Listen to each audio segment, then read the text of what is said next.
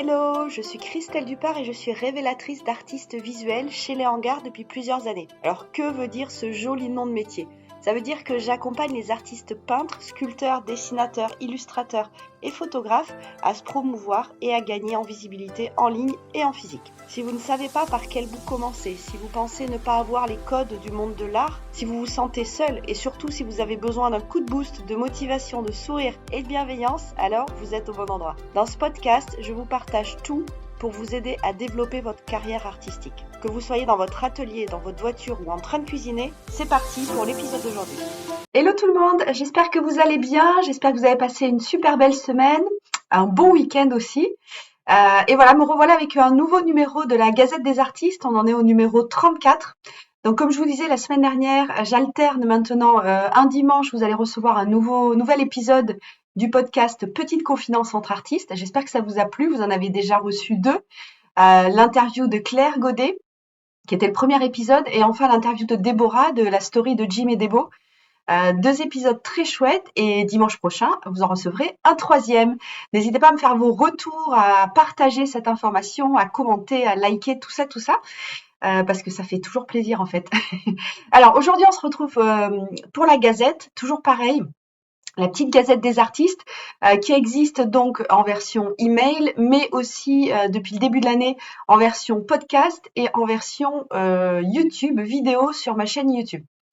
Voilou. Alors aujourd'hui, on va parler d'un sujet qui va peut-être vous paraître un peu simple, mais qui, ma foi, est plus qu'important. Mais avant ça, je vais vous raconter juste un petit peu mon expérience par rapport à ce sujet.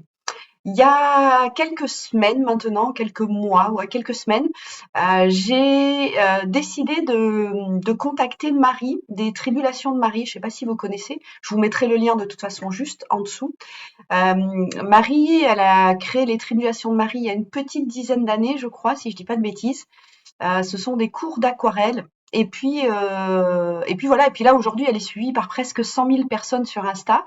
Elle avance bien, son business se déroule plutôt bien. Elle est en train aussi d'étoffer son offre, de proposer des choses aussi pour accompagner les artistes. Et elle est vraiment très chouette. Elle habite sur Lyon. Et voilà, et elle me plaisait. Je l'avais vue un peu sur les réseaux sociaux comme ça. Moi, je la connaissais un petit peu, elle, pas du tout.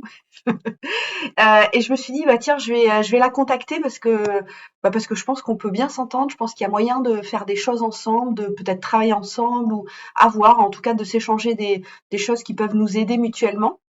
Et puis mon idée derrière la tête était aussi de voir si elle serait d'accord d'intervenir dans le collectif en tant qu'experte au mois de juin prochain.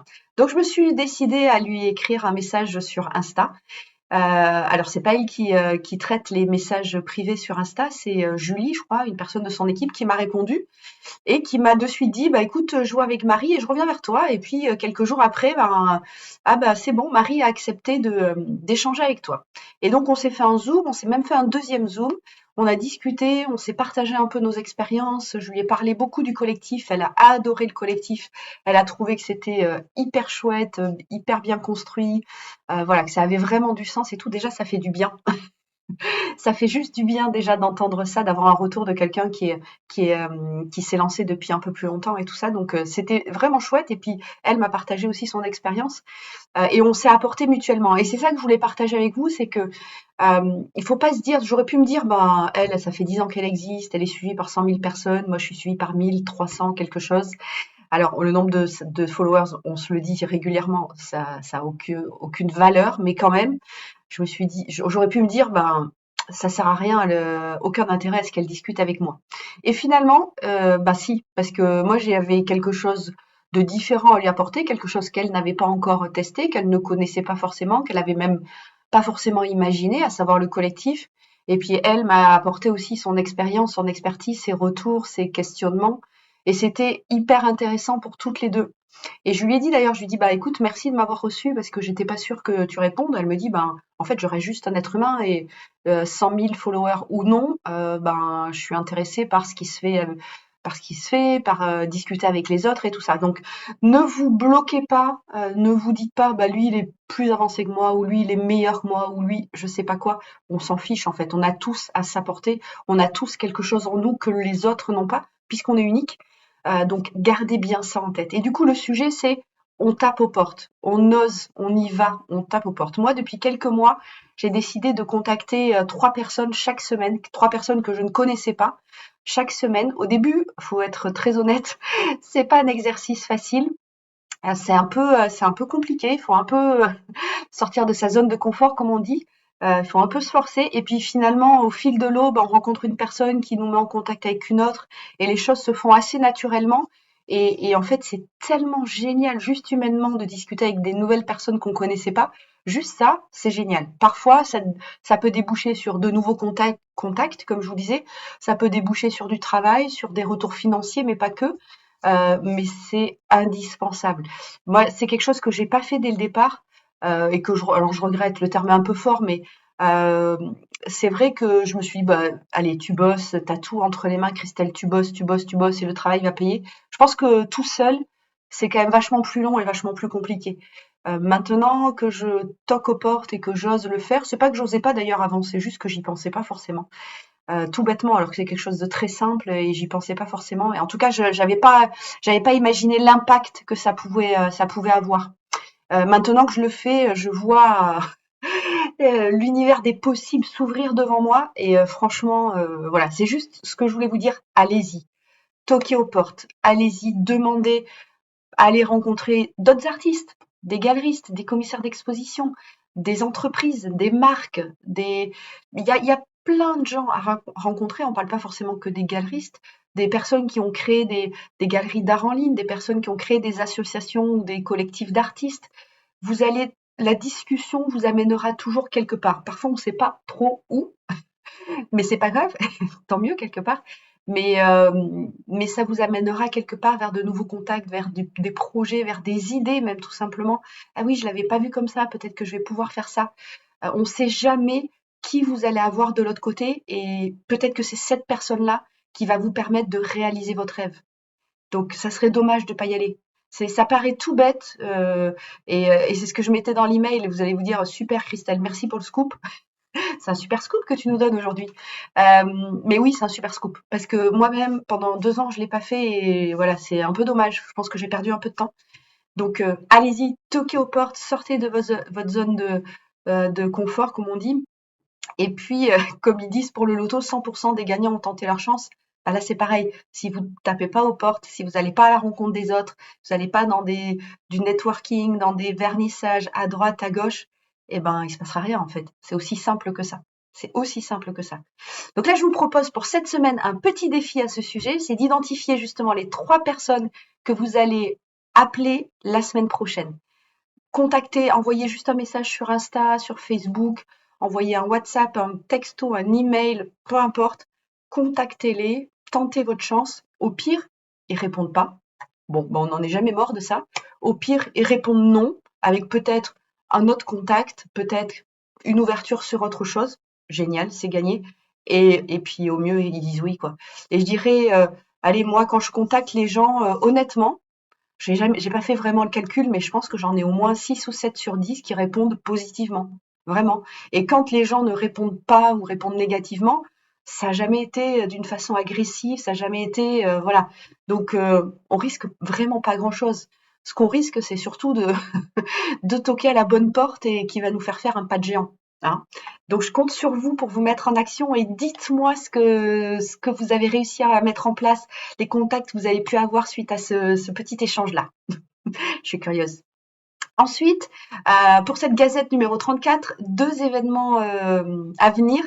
Il y en a les deux, je vous en ai déjà parlé, pardon. Le premier, c'est un événement que j'organise sur Bordeaux. Donc désolée pour les autres, mais là, ça s'adresse plus aux Bordelais. Quoique, si vous n'êtes pas de Bordeaux et que vous avez envie de venir à Bordeaux, c'est avec grand plaisir. C'est un événement qui s'appelle Dans la peau 2 que j'organise en partenariat avec Artflow. Artflow, c'est un espace sur Bordeaux qui a ouvert début avril, qui accueille des artistes et artisans d'art avec des espaces une trentaine de mètres carrés. Alors, je crois qu'il y a plus petit, plus grand, et puis ils animent cet espace-là. Ça fait à peu près presque 800 mètres carrés. Et ils ont créé aussi Artflow, donc Karine et Solène, elles ont créé un club d'entreprise autour des métiers d'art à Bordeaux, dont je suis membre, et elles m'ont proposé d'organiser un événement en partenariat avec elles. Je suis ravie. J'ai proposé le thème de Dans la peau 2, à savoir, on va essayer de se mettre, si on est artiste, dans la peau des galeristes ou dans la peau des agents, et pour les galeristes, agents, etc., se mettre dans la peau des artistes. Et l'idée, ça va être de monter c'est un exercice, hein, c'est juste pour le thème, voilà, c'est de monter une stratégie pour vendre une collection d'œuvres d'art. Et ce qui va être intéressant, c'est de le faire en se mettant à la place de l'autre. Ça va permettre déjà de mieux comprendre les avantages, les inconvénients, les atouts, les contraintes des autres qu'on nous met souvent sous le tapis dans notre quotidien et du coup on râle. Ah bah lui, mais quand même, il aurait pu faire comme ça. On est tous comme ça, non? Mais du coup, de faire l'exercice avec ces contraintes-là, ça va être intéressant. Et puis, pendant la soirée, évidemment, donc c'est limité à 40 places, mais pendant la soirée, il y aura autant des galeristes que des artistes, que des personnes qui sont dans le monde de l'art. Et du coup, vous pourrez ensuite discuter avec les autres. Pourquoi tu l'as imaginé comme ça? Pourquoi tu as pensé ça et tout ça? Je pense que ça va être assez chouette. C'est le 27 avril de 18h à 20h, rue Achard à Bordeaux. Il est obligatoire de s'inscrire. Le lien est juste en dessous. Donc, n'hésitez pas, c'est jeudi 27 avril, jeudi prochain. Et ensuite, la big news, le collectif ouvre ses portes demain. Depuis le temps que j'en parle, on y est. Ça y est, c'est demain, le 24 avril. Les portes du collectif réouvrent pour intégrer le collectif. Le collectif n'avait pas du tout fermé, mais il était juste plus accessible à des nouveaux membres. Et là, c'est ouvert jusqu'au 12 mai, jusqu'au 14 mai. Donc, n'hésitez pas à prendre rendez-vous avec moi. Comme je vous l'ai expliqué, je souhaite avoir un petit rendez-vous téléphonique ou sur Zoom avec tous les artistes qui intègrent le collectif. C'est important pour moi pour valider que ce que vous attendez se trouve bien dans le collectif pour pas qu'il y ait de déception. Et puis moi, j'ai des valeurs aussi qui sont très fortes et très importantes que je veux maintenir dans le collectif. Et je veux m'assurer que les artistes qui vont rejoindre le collectif ont aussi ces valeurs-là. Voilà. Donc, prenez rendez-vous avec moi. Il y a plein de créneaux disponibles. Prenez rendez-vous et on discute. Et ensuite, vous pouvez intégrer le collectif. Alors, le collectif, il y a trois façons de l'intégrer, trois offres différentes, trois prix différents.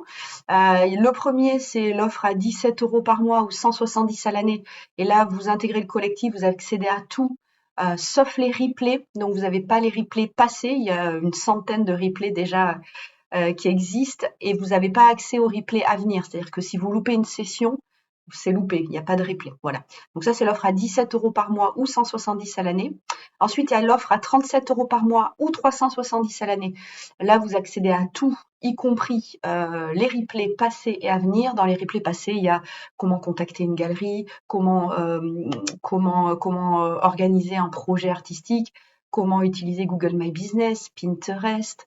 Il y a vraiment plein de choses. Il y a plein d'experts qui sont déjà venus pour parler de la défiscalisation des œuvres d'art, pour parler des NFT, pour parler de l'image de marque, des foires et des salons d'art.